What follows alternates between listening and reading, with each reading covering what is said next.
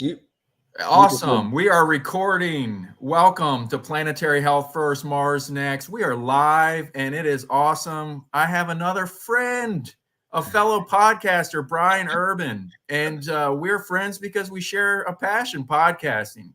He's much further ahead of me, but really cool. And today he's in our studio and we're going to be talking a lot about healthcare, but the topic is the Data Humanity Lab with Brian Urban from FinThrive. And I'm not going to read his full bio, but he's no stranger to healthcare. And he's been on the payer side. He's been on specialty pharmacy. Some of the companies he's supported and worked with was Highmark Health, Walgreens, and Citicorp, or excuse me, Signacorp. Gosh, that was a Freudian slip.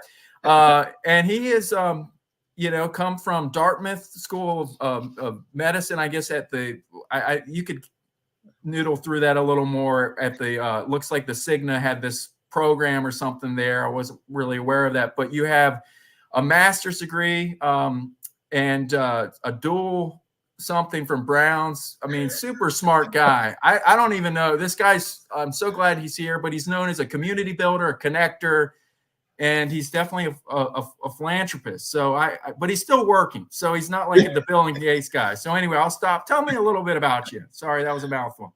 No, Mike. Hey, thanks for having me on your podcast. We're in the community building community, I think, you and I, and it's just great because there's no really standard mediums across the healthcare ecosystem to share a lot of impactful news, not fluff. And who are the doers out there? So I love what you're doing, and I'm just so excited to see your podcast grow. And you've already got a stellar list of guests. So I'm just honored to be associated with those folks you've talked to. For me, yeah, I'm FinThrive through and through. I'm the Director of Innovation and Emerging Markets here. I work with some amazing folks across our data, our tech stack, our marketing performance, and a lot of segments, in particular, health plans, healthcare, a lot of healthcare tech startups, clinical research organizations as well. And my background's kind of all over the place. I really didn't know what I wanted to do when I got out of undergrad with a couple undergrad degrees. Went to a fun school, kind of a farm school in Pennsylvania, a party school known as IUP. So I partied there for 5 years, and then I kind of snuck my way into Highmark, was there for a while on the Medicare Advantage side, got some more education, got an MBA, got a master's in exercise phys. And then I thought the only way I could really continue to stimulate my brain and my career and impact is go back for more school, do something completely different. So I'm on the public health side at Dartmouth, and I'm now at Brown working on a technology leadership degree in their professional studies. And it's great. I love it. I get to work with a very unique data set that truly looks at the whole person. I think healthcare has talked about the whole person for maybe a decade, and that's been really siloed in marketing, and it's been fluffy. And there's been some good attempts and good movements here and there across health plans and healthcare, IDNs, and then a lot of cool social care tech startups as well. But no one's really looked at, what is the foundational data set that we have to see a whole person? And it can't be claims, clinical encounters. That stuff is stuck in a point of service inside a physician's walls, inpatient, outpatient. If you want to look at the adverse life events, you have to look at socioeconomic data. It has to be individual household. And that's the stuff that I get to work with inside and outside of FinThrive, among some other really cool tech that we have at FinThrive. But that's the stuff I love. And I think the Data Humanity Lab we're going to talk about, we're pioneering that. No one's done this, and I hope a lot of other people do it as well and kind of follow suit with what we're trying to do. So that's a little bit about me, Mike, and some stuff I hope we get into today. Yeah, I'm so glad you shared, because I was just doing the little I could as best as I could with the little bio you gave me, and you just really unpacked that, gave me some excellent perspective. I was not aware of the time frames. I did not know you were back in school. So you're a lifelong learner, but learning. I love it. Yeah. Yeah. No, that's cool. And then the fact that you're doing it for such a specific, with the data and it's so aligned with what you're doing. It's sort of like you're actually putting your work at FinThrive. It's almost like so part of one and the same almost, right? Almost. Yeah. I mean, I think for me, I've learned I am not a typical employee or typical contributor at an organization. I can't just do a short set of things. I like to be as athletic and utility oriented as I can be across different business units. And I like to spill that over into my own life, because if it's not attached to maybe why I'm here, well, why the hell am I doing it? So I'd rather go do something else. And there's a lot more money to be made out there than, just staying in the corporate job ladder. So for me, it's I've committed myself into what I think I'm good at, what I think I'm getting better at is looking across a lot of different data sets and being able to structure it and put it together so it actually can contribute to something. And doing that project by project is really how I think I'm helping make some progress across the ecosystem. And that's just where I'm at right now. So you never know. Hey, I'll go back to school maybe in another few years, get something else. But you might be studying space, like Mars, health on Mars. Who knows? Part of a space grant with NASA. Who knows? But for today, tell me a little bit about the problem that you're solving right now with the claims is just only does so much. So tell me maybe the origins of the Data Humanity Lab, kind of where it came from, and why is it so important? Yeah, it's come out of a little bit of frustration, curiosity, and I'd say aggressive love. Is a really dangerous cocktail there of emotions. So from my little career, it's always been health plans versus healthcare, even if one acquires the other. And it's still kind of continuing today, specific to the payment integrity world, but it spills over into care coordination, and it spills over and now into public health. When you think about medical debt accumulation, we've had some great policy change relative to that, but we have not had a really fluid data language that is outside of health care. And when you think about socioeconomic data, the biggest troves that are out there are usually from a large major credit bureau. Unfortunately or fortunately, they can see a lot of transactions from public sourcing of data. You think DMVs, death records, certificates of death, liens, judgments, criminal activities. And then you think about financial credit data, transactions, and things like when you're applying for loans or credit cards, or even online gambling, things like that are pinging data from a monetary thing back and forth. So these are behaviors. These are consumer, individual, and household behaviors that ripple across a neighborhood, a community, a region, and beyond.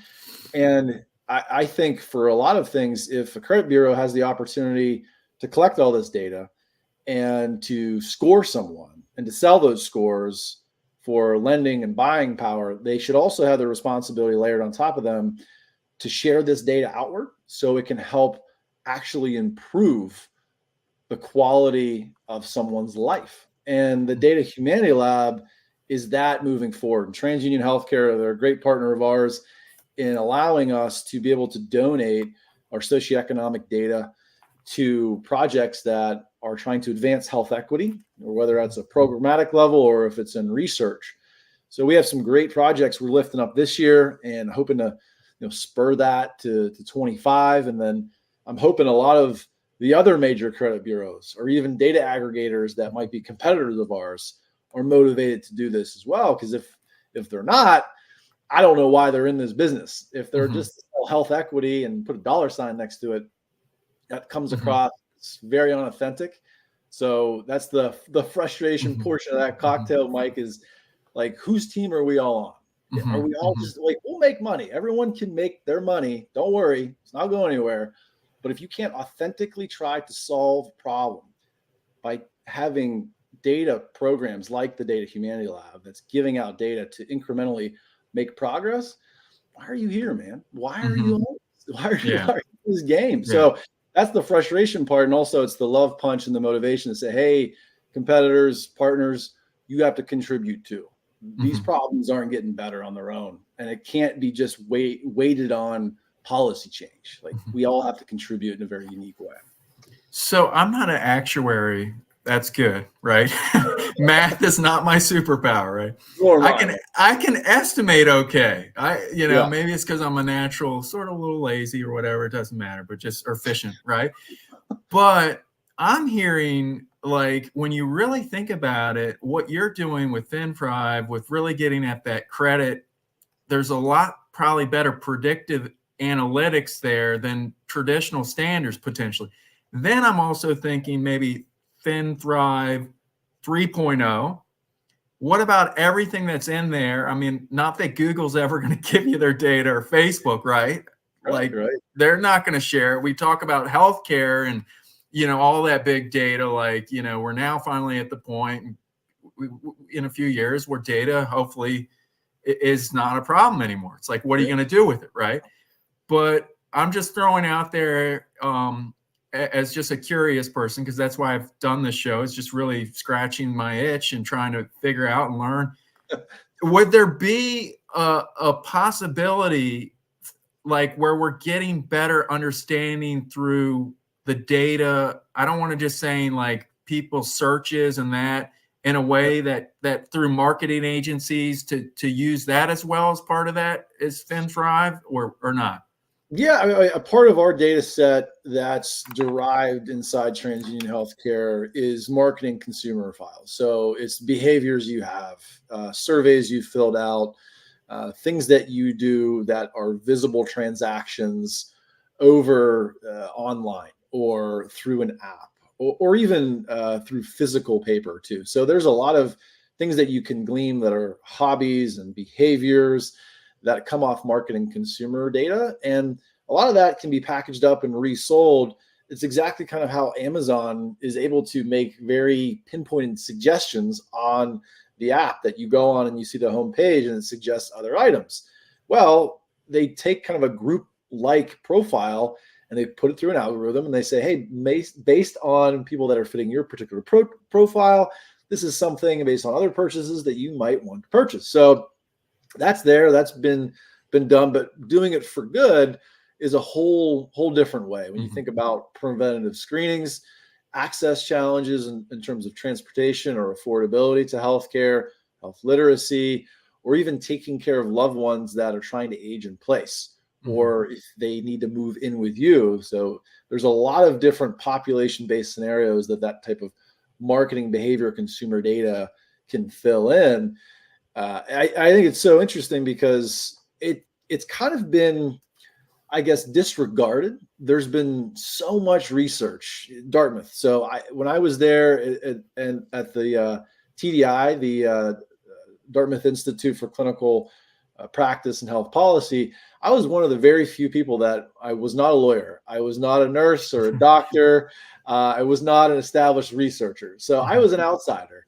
And I was looking at socioeconomic data. I was saying that if we keep looking and buying data that's of clinical nature, de-identified, it's not telling us any different than all the research that's been used before as retrospective, or maybe we could do observational data. It's still clinical based, which is important because it's spend oriented, but all the spend in healthcare is connected directly to socioeconomic insights. So that's where it's, I think, changing the game now, finally, into schools of public health. It's not looking just at the core foundations of epidemiology, which is really important, or disease causal pathways. That type of work is very important, but it's looking at alternative data sets that can glean more about what a human is struggling with and how we need to help them, not just help them or score them, but how can we actually improve their scenario in life? Because that has a huge economic benefit. You feed the middle portion of the economy in the U.S., they're going to spend. If they're more viable in terms of things that they can do and access, they'll spend. And I think they'll feed the top and they'll bring the bottom up. So it's kind of a no-brainer from my perspective. And I'm not a huge, data scientist whiz. I'm just a strategist at looking at a very obscure angle. Yeah, no, I love it. And I had a great guest yesterday on the show, and we were talking about community-based organizations and their lack of funding. And there's some initiative in California now to kind of put them together to strengthen them. And I would imagine if there was some sort of FinThrive product or solution that they could grab hold on to really exponentiate and execute those needs, because they just don't have the data, they don't have the network. Yeah. So I don't know. I really am excited with what you're doing, and hopefully there can be those things that happen, those policy or those necessary accelerators to make it work. Yeah, accelerators. That's where you're right, Mike. And we're not the only ones that sell for a profit socioeconomic data. There's Experian, LexisNexis is an aggregator, Equifax, and they're all great. Everyone has different accuracy levels with fill rates on different attributes. But I think what separates FinThrive from those that I mentioned and others that I didn't is the expertise and the creative risk taking that we have. Like, we have people like myself that's been entrenched in public health for a few years. We have research experts that are on the data side. So it's not just the data itself, it's those that are behind it, that are supporting it, and then are also helping to apply it in a very unique way that can help fix things. And the Data Humanity Lab is one of those biggest attempts, is just giving it away and supporting these projects and how they can pump out different use cases and actually improve a population at the same time. So not just studying it, but helping at the same time. So I think we just need more of that stuff across the ecosystem. Whoever, whatever, it just needs to happen, and speed is the most important thing. We need accelerants. So I like how you said that. I love the name, the Data Humanity Lab. Yeah. Do we give you credit? Who came up with that? I don't like to do these things, but I just made it up. Fortunately, no one has a trademark on that. We own the URL on our website, finthrive.com/Data Humanity Lab. But the Humanity Lab would not exist without TransUnion, of course, without leaders like John Yount, Sam Foray, Jeff Becker, Cheryl Alden, Heyman Goel, our CEO. This was just an idea, and we quickly developed it, and they backed me and believed in it, and now we're hopefully going to grow some fruit this year from it and really make a big splash and really help out a lot of people. So yeah, that just came out of, again, frustration. Like, hey, we got to do something. Everyone will make their money. Everyone will be fine. So who would be, like, if you could bucket the different stakeholders or groups or organizations you think could really benefit, that maybe are currently, I mean, some of these you might, for proprietary reason, you're not disclosing these because it might be white labeled or whatever. I don't know. But tell me, like, go walk us through the different payer group, like who would be a great user case or organizations, and what they could glean from it, if you would. Yeah, our 3 projects we're going to announce in March of 24 and probably spilling over to April as well, is with a Medicaid managed care organization that is looking at a very impoverished town and wanting to see different adverse life events of what's affecting them and who's coming in their doors that they either know or they don't know. So it's a very aggregate type of view. That's a project that's backed by the CDC. That's really cool. We're going to announce that. The other one, I can confidently say, it's with Dartmouth College. We're working with them, Indiana University and Bentley College, on looking at cohorts of medical debt and those that have had debt alleviated, and what are the downstream impacts, and kind of like a societal view. So that's really cool. And the last one we'll announce is with a healthcare system in the state of Texas.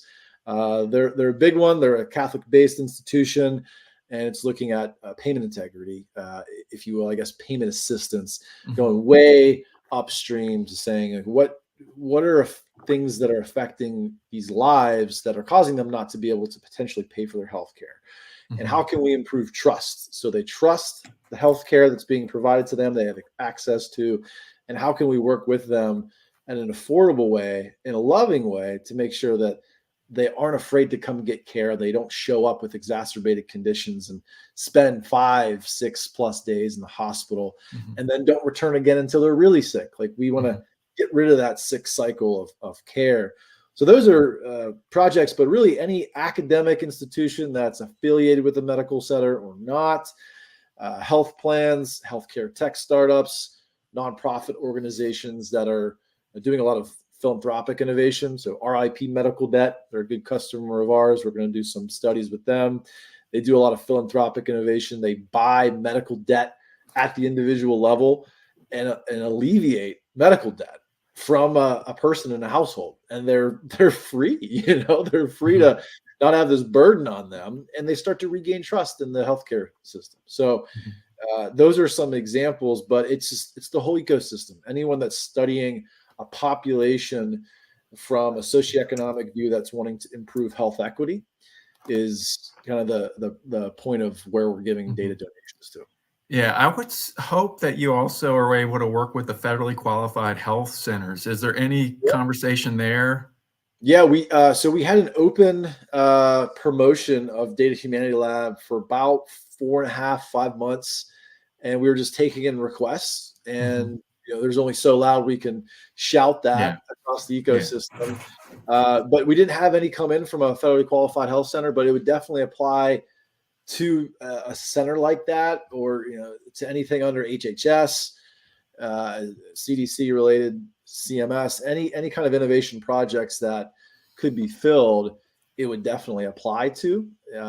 We just can't have the data used to solicit. There's a lot of permissible use things with it, but if it's to advance a particular intervention or a particular program within a health equity project, that's the purpose of it. We study it, we work on it together. So it's a wide open field. So we're hoping to do more donations in 25, 26, and we'll keep doing it until we see a big change, and we'll keep doing it and try and get others to do it too. I love what you were talking trust. I heard a few times when you're talking about that. And I think there used to be I don't know the data right offhand, but there used to be a time, I'm sure, where your primary care doctor or whatever, where there was a lot more trust. And I forget, I think Amazon, of course, I was reading Bezos' book, so Amazon was one of the most trusted. Now, I don't know if that's still the case. I mean, Army, I think the U.S. Army as an institute, the Army or military, I think it was high trust. So the problem, I would just say, I mean, we have insurance, but gosh, and I don't want to get too personal. I won't say the exact thing, but I had a family member go in for a test, and then they had a concern, another test they needed to do, and then we get a nice bill, $500. And I think everyone at this point, I can say for myself, we have a lot of concern with these tests and what they're doing. And so healthcare in general needs to, it's worrisome, because 67%, you all these figures better than me, 67% of all bankruptcies are due to medical debt. And so I don't know. I sort of am a little concerned. I'm going to have to call today, because never pay for a bill, but I'll have to call and find out exactly why. And did they run it through again? Or did they code it right? But I'll stop at that. So anyway. Yeah. I let them hound you. I wouldn't pay it, Mike, but that's just my thing. Right. Then my credit and, anyway. Well, it's interesting. So I'll touch on that, but I'll hit on your initial question. Yeah, it's so frustrating. And it's different because we've unfortunately let health plans grow beyond their initial scope. Wildly, now that they are health technologists, they're M&A machines. Cigna, I was with them for a long time. Every other year, they're dropping a few billion, 8, 9+ figures into acquiring other health technology organizations to have more of what they would call like an end-to-end member or patient experience, which is great. You want that, but it's gone beyond its purpose, and it's just this huge machine. And I'm just saying that objectively. There's a lot of good people, loving people I've worked with there for many years, and I think we need more coordination and just work together, because things are just obscenely out of control. Mm-hmm. And to the point where you were mentioning 67% bankruptcies at the family level, all related to medical debt. So RIP medical debt, shout out to Allison Sessa, their CEO. She's just an absolute badass. She helped change policy back in 21, I believe it was, that medical debt can no longer be visible or reported on someone's credit report. That will negatively impact their buying ability, their lending power. So it creates a bit of a challenge from a research perspective these days. You can't see medical. You can do a lot of other raw data pulling to make some assumptions. You can look at debt to income ratios, but you can't see medical debt specifics now. So that's a win and a movement in policy. But the next win is how can we make things affordable? Like, this is not the solution. Policy is not the solution to keep buying people's medical debt and paying it off and change policy. We need to have more affordability of care. The machines of healthcare growth are just out of control. And there's a lot of good bridge players, though. There's a lot of good apps out there. Telemedicine is more accessible than ever, but it doesn't mean things are affordable still. Good example with what you're saying, just like the premium you have is a fixed cost per month for your family, yourself.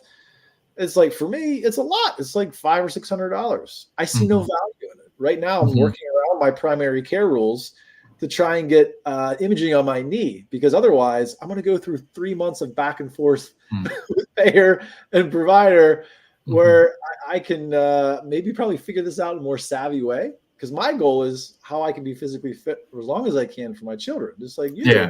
And if I'm having something as a barrier in the way, I don't really care about rules. I'm going to go around it and try and figure it out in the most sensible way. So if we're having someone do that as a consumer, damn, something's wrong. You know? Yeah. Well, I'm on that note. I had a client meeting for something else, and I was telling them my cholesterol. You know, I'm at that age now, almost 50, and they want to put you on statins, which there's a lot of research favors that, but there's also side effects, et cetera. But she shared with me this integral functional group that's legit. It's got MDs and holistic person. I'm sorry, but that's where I'm going now. I want someone that talks about nutrition, that talks about sleep, that talks about exercise, and you're not like crazy because you want to really focus on that. And then she told me about something. I told a buddy about it, and he's like, yeah, my dad was on that for a long time. He didn't want to go on statins. It's like red yeast rice extract, and she said it dropped by 50%. So it's just like there's so much out there. But I also wanted to do a drop. I had someone on the show. They're going to be on Thursday, and they basically were very involved. This was Serge Wagner. He was with Gorilla Health. He said that there is no, at this point in the M&A doctor groups, we've reached there's no more doctors to acquire. Now it's like yeah, I agree. I think, and so it's like now we need to acquire the radiology groups or the whatever so hopefully we're not finished yet. I want to make sure we end on a really positive, good take on you, Brian, and what you're doing and what you would want to share. Tell me if there's something you'd want to not my fans or audience or whatever, but if you want to get out there on the sound waves today and end on this and share on this, what is it? What would it be?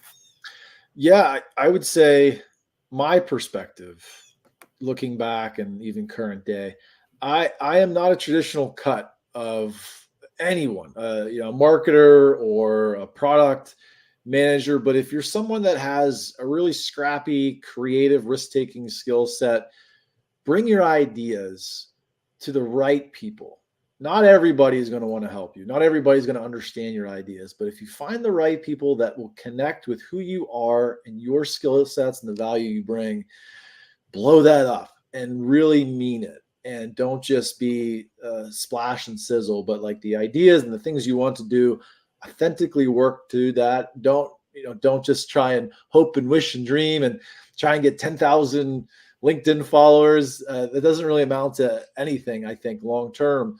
But if you can build in some great supporters, whether it's through getting additional education or pushing yourself to do a diagonal move in your career, do that and it'll work out. I've reinvented myself in my late 30s. I'll probably maybe do it again my late 40s, 50s, and beyond. But if you can just keep finding those things that are important to you, then you won't be, I think you won't be stuck in the wheel. So find yourself out of the wheel and find the right people to share your ideas with, and embrace your oddballness. If you're an oddball like me, just embrace it and work with it. Don't try and fit in a system, just work with it. I think now more than ever, our career society is embracing that. So don't be afraid to embrace your oddballness. I like that. That's a great way to kind of end on that, just to really getting the word out there, the message to people to really leverage your uniqueness, your oddballness, and from a career, and then just dive deep on that, something that you're passionate about, that mission that you feel, whatever it is. And that might just be your next, FinThrive fit, Yeah, you never know. All right. Well, everyone, thank you so much today for coming on, stopping by. Thank you so much, Brian Irvin from FinThrive, coming on to Planetary Health First, Mars Next. I love the title of your podcast too, by the way. I didn't get to say that, but thanks, Mike. Thank you. Thank you so much. And you guys, it's been real. It's been good. Until next time,